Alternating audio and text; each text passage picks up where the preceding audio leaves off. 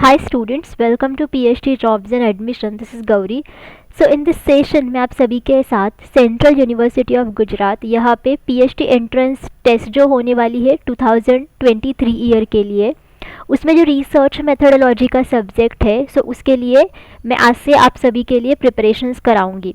So basically in today's session हम types of research के बारे में काफ़ी सारे MCQs देखेंगे, जिन MCQs के साथ आप सभी के जो कॉन्सेप्ट्स है relevant two types of research वो भी क्लियर हो जाएंगे एंड आपको MCQs कैसे सॉल्व करने चाहिए उसके लिए जो ट्रिक्स एंड टिप्स है वो भी आपको इस सेशन में मैं आप सभी के साथ डिस्कस करूंगी. Okay, so now let us begin. So students, जैसे आप सभी को पता है CUG यानी कि सेंट्रल यूनिवर्सिटी ऑफ गुजरात यहाँ पे PhD एंट्रेंस टेस्ट होने वाली है जो कि 19 अगस्त को है एंड इस एंट्रेंस टेस्ट में आप सभी को 50% MCQs जो है वो रिसर्च मेथोडोलॉजी सब्जेक्ट के ऊपर पूछे जाएंगे एंड 50% MCQs आपको कंसर्न्ड सब्जेक्ट के ऊपर पूछे जाएंगे. सो आप सभी स्टूडेंट्स को 50% मार्क्स स्कोर करने हैं, तभी आप सभी स्टूडेंट्स PhD एंट्रेंस टेस्ट को क्वालिफाई कर पाएंगे. So students, PhD entrance test को क्वालिफाई करने के लिए हम आपके लिए रिसर्च मेथोडोलॉजी के ऊपर कंप्लीट कोर्स प्रोवाइड करते हैं, जिस कोर्स की मदद से सारे students guaranteed 50% marks research methodology में स्कोर करके गारंटीड PhD एंट्रेंस टेस्ट को क्वालिफाई कर सकते हैं, जिसमें आप सभी को full syllabus video lectures provide किए जाते हैं, जिसमें थियरीज एंड MCQs दोनों के ऊपर भी लेक्चर सीरीज अवेलेबल है. आप सभी को full syllabus notes and mock test provide किए जाते हैं. सो बेसिकली हमारे पास ऐसे 10 मॉक टेस्ट अवेलेबल है. Each mock test contains 40 MCQs. That's why overall आपके इसमें 400 MCQs हो जाते हैं सॉल्व करके. सो स्टूडेंट्स, इन मॉक टेस्ट को सॉल्व करने के बाद आपको समझ में आएगा कि आपका प्रिपरेशन कहाँ तक हुआ है और आपको आगे कितने सारे प्रिपरेशन की ज़रूरत है. आपको इसमें 1500 से भी ज़्यादा MCQs का रिवीजन PDF प्रोवाइड किया जाएगा, जिस PDF की मदद से सारे स्टूडेंट्स सारे टॉपिक्स को एक ही PDF में रिवाइज कर सकते हैं एंड दैट्स वाई गारंटेड उनको 80% MCQs इसी PDF में से मिलते हैं out of 100% MCQs in the research methodology section of the PhD entrance test. और ये जो सारा स्टडी मटेरियल है ये भी आपको हिंदी एंड इंग्लिश इन दोनों ही लैंग्वेजेस में प्रोवाइड किया जाता है. ओके, सो स्टूडेंट्स, अगर आपको कंप्लीट कोर्स को परचेस करना है देन इधर आप ग्लोबल ऑनलाइन ऐप डाउनलोड कीजिए फ्रॉम द प्ले स्टोर, जिसके लिए मैंने लिंक इस वीडियो के डिस्क्रिप्शन बॉक्स में आप सभी के साथ शेयर की है, या फिर आप इनमें से किसी भी नंबर्स पर जाकर व्हाट्सएप थ्रू ओनली मुझे कांटेक्ट करके इंक्वायरी कर सकते हैं. कोर्स की फ़ीस भी बहुत कम है which is only 699 and income fees में हम सारे स्टूडेंट्स की गारंटीड सिलेक्शन करवा देते हैं. Okay, so now let us begin. So students, research conducted to find solution for an immediate problem is. So अगर हमें immediate problem का solution find out करना है देन उसके लिए हम कौन से research को करते हैं? Fundamental research, analytical research, survey, action research. So students, अगर हमें immediate problem को solve करना है देन उसके लिए हम एक्शन रिसर्च को करते हैं. एक्शन रिसर्च ये बेसिकली क्लासरूम एनवायरनमेंट में किया जाता है और क्लासरूम सेटिंग्स में किया जाता है, जिसमें बेसिकली टीचर्स और जो एजुकेशनल सिस्टम्स होते हैं वो एक्शन रिसर्च करवाते हैं ताकि वो जान सके कि टीचिंग एंड लर्निंग प्रोसीजर जो है वो कैसे इम्प्रूव कर सकते हैं, टीचिंग एंड लर्निंग प्रोसेस में वो क्या क्या कर सकते हैं, इसके बारे में वो स्टडी कर सकें. And that's why action research ये ऐसे प्रॉब्लम के ऊपर किया जाता है जिनके लिए हमें इमीडिएट सोल्यूशन चाहिए and as well immediate problem को सॉल्व करने के लिए एक्शन रिसर्च किया जाता है. Okay, so students, action research के जितने भी सारे रिजल्ट्स होते हैं वो हम दूसरे सिचुएशन के ऊपर जनरलाइज नहीं कर सकते हैं. जनरलाइजेशन का मतलब होता है कि हम उसका सामान्यीकरण नहीं कर सकते, बिकॉज जैसे कि हमने देखा कि एक्शन रिसर्च हम बेसिकली क्लासरूम सेटिंग्स में करते हैं. सो क्लासरूम सेटिंग्स के बाहर जितने भी सारे एनवायरमेंट्स और सिचुएशंस होते हैं उनके ऊपर हम इस रिसर्च के रिजल्ट्स जनरलाइज नहीं कर सकते हैं. That's why here your correct answer is what 4. Fundamental research में बेसिकली हम लॉज, प्रिंसिपल्स और थियोरी को डिस्कवर करते हैं, उसे फॉर्मुलेट करने की कोशिश करते हैं. एनालिटिकल रिसर्च में डेटा एनालिसिस के ऊपर स्टडी किया जाता है एंड सर्वे रिसर्च में हम सर्वेस करवाते हैं जिसमें हमें ओपिनियंस मिलते हैं from our respondents. Okay, analytical research is the type of research now. Okay, so analytical research ये किस प्रकार का रिसर्च है? Discovers ways of finding solution of an immediate problem, अगर हमें इमीडिएट प्रॉब्लम का सोल्यूशन ढूंढ निकालना है तब, या फिर गैदर्स नॉलेज स्किल, सो इसकी मदद से हम नॉलेज स्किल को इकट्ठा कर सकते हैं, या फिर is useful for formulating hypothesis और टेस्टिंग हाइपोथेसिस. ये बहुत ही यूज़फुल है हम सभी के लिए ताकि हम हाइपोथेसिस को बना सके, उसे टेस्ट कर सके.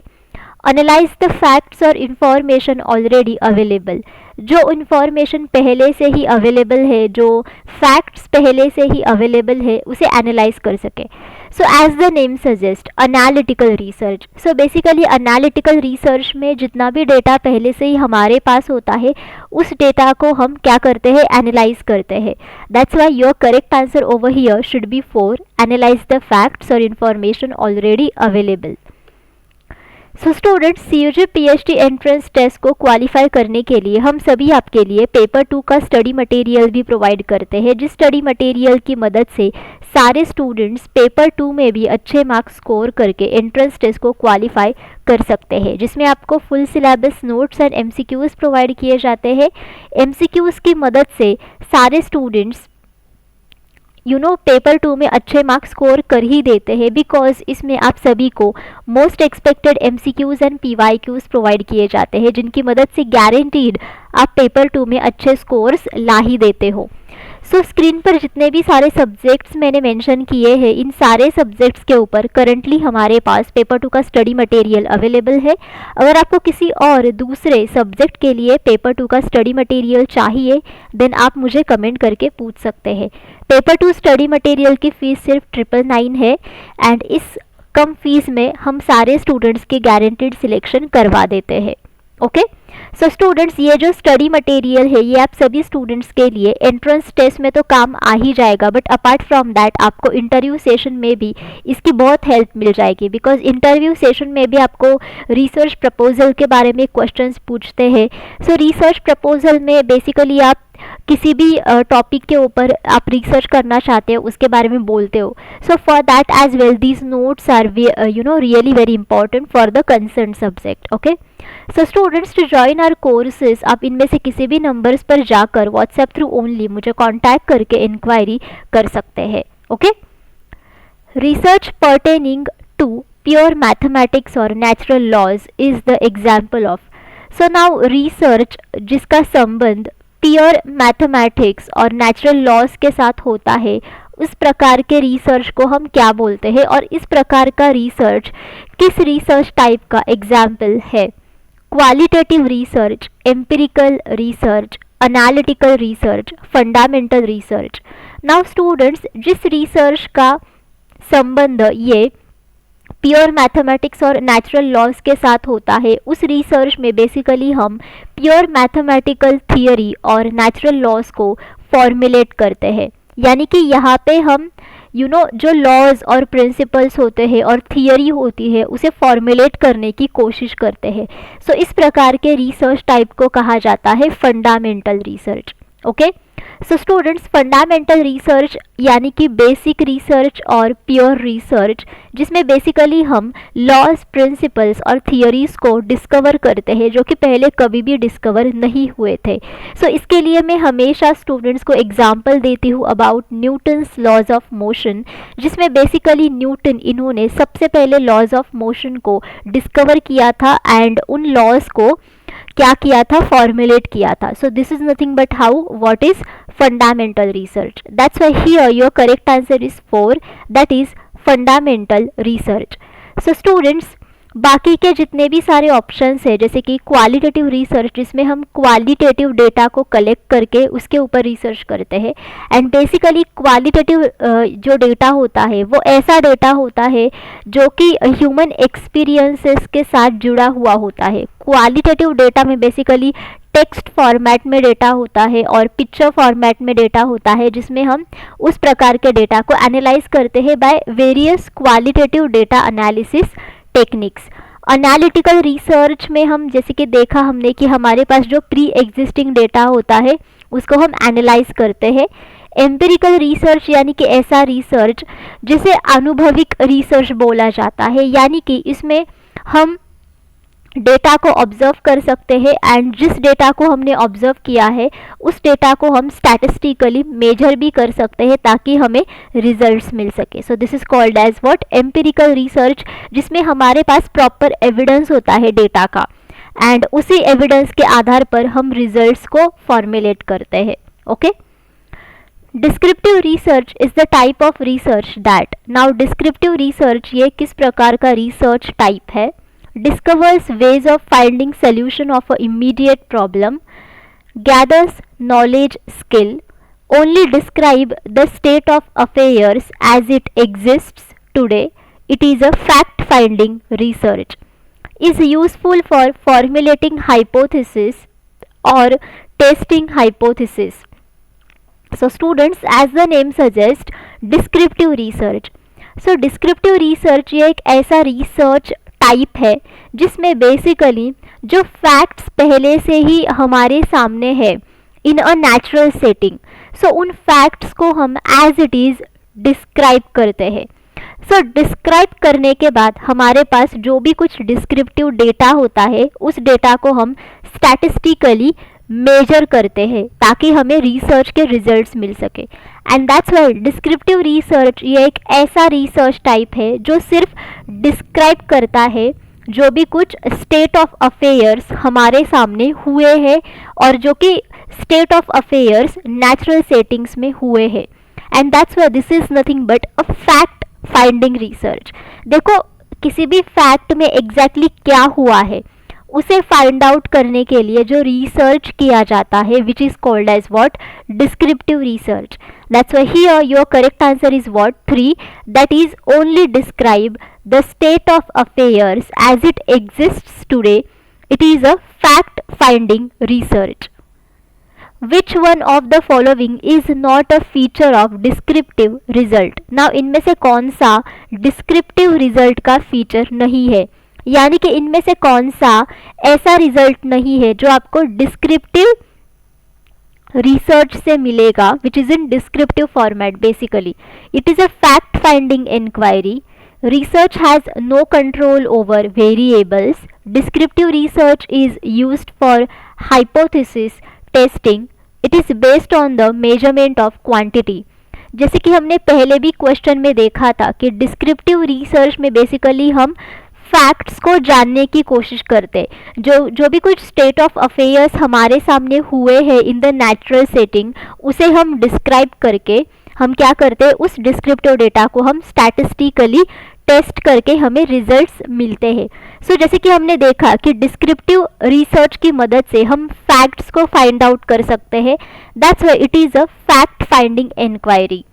देन इसमें बेसिकली रिसर्चर के पास कोई भी कंट्रोल नहीं होता है कि वो वेरिएबल्स को कंट्रोल कर सके, बिकॉज डिस्क्रिप्टिव रिसर्च में जो फैक्ट्स है वो तो हमारे सामने हुए हैं, राइट, एंड दैट्स वाई वो नेचुरल सेटिंग में एज इट इज़ होते हैं। सो नेचुरल सेटिंग में जो भी कुछ सिचुएशन हुई है उसके अंदर जो भी कुछ वेरिएबल्स होते हैं इन वेरिएबल्स को रिसर्चर कंट्रोल नहीं करता है। सो this is again the feature of descriptive result. Descriptive research is used for hypothesis testing. This is again correct because जैसे कि मैंने आप सभी को बोला डिस्क्रिप्टिव रिसर्च में जो डिस्क्रिप्टिव डेटा हमें मिलता है उस डेटा को हम स्टैटिस्टिकली मेजर करते हैं। स्टैटिस्टिकली मेजर करने का मतलब होता है कि इसमें हम जो हाइपोथेसिस फॉर्मुलेट करते हैं उस हाइपोथेसिस को हम टेस्ट करते हैं। That's Y descriptive research is very useful ताकि हम हाइपोथेसिस को टेस्ट कर सके। Okay, it is based on measurement quantity. So students, ये कोई डिस्क्रिप्टिव रिजल्ट का फीचर नहीं है। That's why this is actually your correct answer, because descriptive result में बेसिकली जो रिजल्ट होता है वो डिस्क्रिप्टिव फॉर्मेट में होता है। That's why it is does not based upon measurement of quantity always. Okay, so that's why ये आपका सही आंसर है। एंड डिस्क्रिप्टिव रिसर्च को स्टैटिस्टिकल रिसर्च भी बोला जाता है बिकॉज इसमें हम हाइपोथेसिस को स्टैटिस्टिकली मेजर करते हैं. Okay, the process not needed in experimental research is. Now experimental research में इनमें से कौन से प्रोसेस की हमें ज़रूरत नहीं है? Controlling, observation, manipulation, reference collection. So students, experimental research ये एक ऐसा रिसर्च होता है जो हम कंट्रोल्ड एनवायरनमेंट में करते हैं, यानी कि हम लेबोरेटरी में करते हैं, जिसमें हम दो ग्रुप्स बनाते हैं. उनमें से एक होता है control group and another one is experimental group. So इन दोनों ही ग्रुप्स में हम पार्टिसिपेंट्स को रैंडमली असाइन करते हैं. कंट्रोल ग्रुप में हम पार्टिसिपेंट्स को कोई भी ट्रीटमेंट प्रोवाइड नहीं करते हैं, बट एक्सपेरिमेंटल ग्रुप के पार्टिसिपेंट्स को हम ट्रीटमेंट्स प्रोवाइड करते हैं. एंड बाद में ट्रीटमेंट देने के बाद जब भी आपको रिजल्ट्स मिलते हैं, देन उन रिजल्ट्स को आप इन दोनों ही ग्रुप्स में कंपेयर करते हो and after that you get the result. Okay, so students, जैसे कि एक्सपेरिमेंटल रिसर्च में दो प्रकार के वेरिएबल्स होते हैं. एक होता है independent variable and the another one is dependent variable. So इसमें हम इंडिपेंडेंट वेरिएबल्स को मैनिपुलेट करते हैं, यानी कि उसकी वैल्यूज हम चेंज करते हैं. एंड डिपेंडेंट वेरिएबल जो होता है, इसके ऊपर इसका क्या अफेक्ट हो रहा है वो हम मेजर करते हैं. ओके, एंड जो बाहर के वेरिएबल्स होते हैं जिसे कहा जाता है एक्सट्रानियस वेरिएबल, और बाकी के जितने भी सारे वेरिएबल्स होते हैं apart from independent and dependent variable, इनको हम यहाँ पे कंट्रोल करते हैं ताकि हमें रिसर्च के रिजल्ट्स अच्छे मिले. ओके, दैट्स वाई स्टूडेंट्स, जो प्रोसेस हमें एक्सपेरिमेंटल रिसर्च में लगती है वो होती है कंट्रोलिंग, यानी कि वेरिएबल्स को कंट्रोल करना. ऑब्जर्वेशन आप करते हो, यानी कि जो ट्रीटमेंट आपने दी है एक्सपेरिमेंटल ग्रुप को एंड कंट्रोल ग्रुप को, सो उसमें आप ऑब्जर्वेशन करते हो ग्रुप के पार्टिसिपेंट्स के ऊपर. एज वेल आप इंडिपेंडेंट वेरिएबल्स को मैनिपुलेट करते हो. सो मैनिपुलेशन इज अनदर प्रोसेस जो आपको एक्सपेरिमेंटल रिसर्च में लगती है. So the thing that you don't need in experimental research is that reference collection. आपको यहाँ पे रेफरेंसेस को कलेक्ट करने की ज़रूरत नहीं पड़ती है. Okay, research to study the effect of certain policies, plans और प्रोग्राम्स इज. नाउ इनमें से कौन सा रिसर्च टाइप ऐसा है जिसमें हम इफेक्ट्स को स्टडी करते हैं? सो बेसिकली डिफरेंट पॉलिसीज से क्या इफेक्ट आएगा, प्लान से क्या इफेक्ट आएगा, प्रोग्राम से क्या इफेक्ट मिलेगा, इसके बारे में हम स्टडी करते हैं. सो इस प्रकार के रिसर्च टाइप को आप क्या बोलोगे? Applied research, descriptive research, evaluation research, causal research. So students, research type में बेसिकली जब भी हम इफेक्ट्स को लेकर स्टडी करते हैं देन उसे कहा जाता है इवैल्यूएशन रिसर्च. बिकॉज जैसे कि हम यहाँ पे इफेक्ट को लेकर स्टडी करते हैं, यानी कि हम यहाँ पे इफेक्ट्स को इवैल्यूएट करते हैं कि डिफरेंट कॉजेस के वजह से इफेक्ट्स कितने प्रकार के हो रहे हैं. जैसे कि फॉर एग्जांपल यहाँ पे आप पॉलिसीज पे क्या क्या इफेक्ट हो रहा है उसके बारे में स्टडी करे हो. सो डिफरेंट कॉजेस की वजह से पॉलिसीज के ऊपर कितना इफेक्ट हो रहा है, सो उसको आप यहाँ पे इवैल्यूएट करते हो कि इतनी कॉजेस की वजह से इतने इफेक्ट्स हुए हैं. All of you getting? So this is called as what? Evaluation research. Applied research is nothing but the sub type of action research, जिसमें हम एक्शन रिसर्च तो करते ही है, बट एक्शन रिसर्च करते वक्त हम डिफरेंट लॉज और प्रिंसिपल्स को एक्शन रिसर्च के ऊपर अप्लाई करते हैं. दैट्स वाई इसे अप्लाइड रिसर्च कहा जाता है. डिस्क्रिप्टिव रिसर्च में हम फैक्ट्स को डिस्क्राइब करते हैं एज इट इज एंड उसे हाइपोथेसिस बना के टेस्ट करते हैं by using different statistical techniques. Causal research, as the name suggest. So causal research में हम basically cause and effect relationship को आइडेंटिफाई करते हैं एंड उसे टेस्ट करते हैं. कॉज एंड इफेक्ट का मतलब होता है कि आप इंडिपेंडेंट एंड डिपेंडेंट वेरिएबल्स के बीच में क्या कॉज एंड इफेक्ट रिलेशनशिप है उसे आप यहाँ पे क्या करते हो? स्टडी करते हो. Study of cause and effect relationship between variables is done by. Now इनमें से कौन से रिसर्च टाइप में आप cause and effect relationship between the variables को लेकर स्टडी करते हो? Causal research, empirical research, explanatory research और लॉन्जिट्यूडिनल रिसर्च। सो जैसे कि हमने पिछले ही क्वेश्चन में देखा कि अगर आपको cause and effect relationship between the variables के बारे में स्टडी करना है, देन उसके लिए आप कॉजल रिसर्च करोगे। Okay, so this is your correct answer.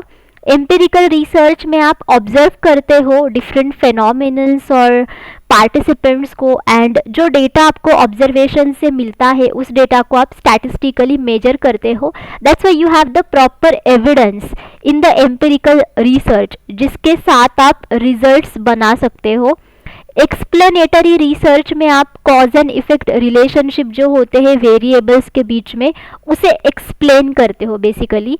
And longitudinal research is nothing but panel study, जिसमें आप एक ही इंडिविजुअल या फिर ग्रुप ऑफ इंडिविजुअल्स के ऊपर काफ़ी समय तक इक्वल इंटरवल्स के बीच में स्टडी करते हो।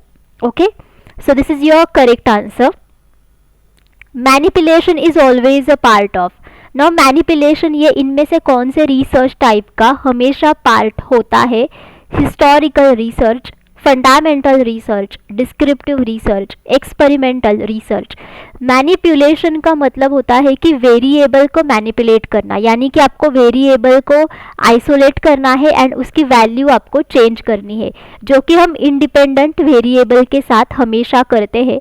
सो manipulation is always a part of what? Experimental research. Because इसी सेशन में हमने देखा कि एक्सपेरिमेंटल रिसर्च में हम इंडिपेंडेंट वेरिएबल्स की वैल्यूज चेंज करते हैं एंड उसका इफेक्ट डिपेंडेंट वेरिएबल पर क्या हो रहा है उसे हम देखते हैं। So that's why manipulation is always a part of experimental research. Okay, historical research में हम पास्ट इवेंट्स के बारे में स्टडी करते हैं, जिसको स्टडी करने के बाद हमें समझ में आता है कि पास्ट इवेंट्स की वजह से फ्यूचर एंड प्रेजेंट पर क्या इफेक्ट हो रहा है। फंडामेंटल रिसर्च में हम थियरीज, लॉज और प्रिंसिपल्स को फॉर्मुलेट करते हैं एंड डिस्क्रिप्टिव रिसर्च में हम फैक्ट्स को डिस्क्राइब करते हैं। सो इन तीनों ही रिसर्च टाइप में हमें वेरिएबल्स को मैनिपुलेट करने की ज़रूरत नहीं होती है। डिस्क्रिप्टिव रिसर्च में तो ये पॉसिबल ही नहीं है, बिकॉज नेचुरल सेटिंग्स में पहले से फैक्ट्स हो चुके हैं। सो वेरिएबल्स ये हमारे कंट्रोल में होते ही नहीं है। फंडामेंटल रिसर्च में हम लॉस को फॉर्मुलेट करते हैं, दैट्स व्हाई यहाँ पे भी आपको वेरिएबल्स को मैनिपुलेट करने की ज़रूरत नहीं पड़ती है, not in historical research. Okay, one time research is applicable in case of. Now one time research इनमें से कौन से स्टडीज़ में एप्लीकेबल है? Environmental studies, diagnostic studies, historical studies, experimental studies. One time research का मतलब होता है कि एक ही अमाउंट ऑफ टाइम पे रिसर्च करना, वो भी काफ़ी सारे इंडिविजुअल्स के ऊपर। So you can see here different types of studies. So environmental studies में हम एनवायरमेंट के बारे में स्टडी कर सकते हैं। फॉर एग्जांपल जैसे कि क्लाइमेट चेंज। सो क्लाइमेट चेंज के बारे में अगर आपको स्टडी करना है, देन ऑब्वियसली आपको बार बार उसके रीडिंग्स लेने पड़ेंगे, बार बार आपको उसके ऊपर स्टडी करना पड़ेगा at different time intervals according to the environment. So environmental studies ये कोई वन टाइम रिसर्च नहीं है, so this is eliminated. Diagnostic studies में बेसिकली हम डायग्नोसिस के बारे में स्टडी करते हैं कि एक पर्टिकुलर डिसीज़ क्यों हुआ है, राइट, एंड जो कि हम क्लिनिकल स्टडीज़ में कर सकते हैं, जिसमें हम काफ़ी सारे इंडिविजुअल्स के ऊपर एक ही समय पे स्टडी करते हैं। सो बेसिकली काफ़ी सारे इंडिविजुअल्स के ऊपर आप ट्रीटमेंट प्रोवाइड करते हो एंड उस ट्रीटमेंट के को लेकर इंडिविजुअल्स कैसे हमें कोऑपरेट करते हैं, सो अकॉर्डिंगली आप एक ही टाइम के ऊपर, मतलब बेसिकली एक ही टाइम में आप उनके रीडिंग्स लेते हो। दैट्स व्हाई डायग्नोस्टिक स्टडीज़ में one time research is possible and that's why here your correct answer is 2, because diagnostic studies में हम वन टाइम रिसर्च को कर सकते हैं। हिस्टोरिकल स्टडीज़ में हम पास्ट इवेंट्स के बारे में स्टडी करते हैं, जिसमें काफ़ी सारे पास्ट इवेंट्स होते हैं एंड इन पास्ट इवेंट्स को स्टडी करना वो भी वन टाइम में it is not possible, so this is get eliminated. Experimental studies में तो रिपीटेटिवली स्टडी करना पड़ता है, so this also gets eliminated. So this is your correct answer.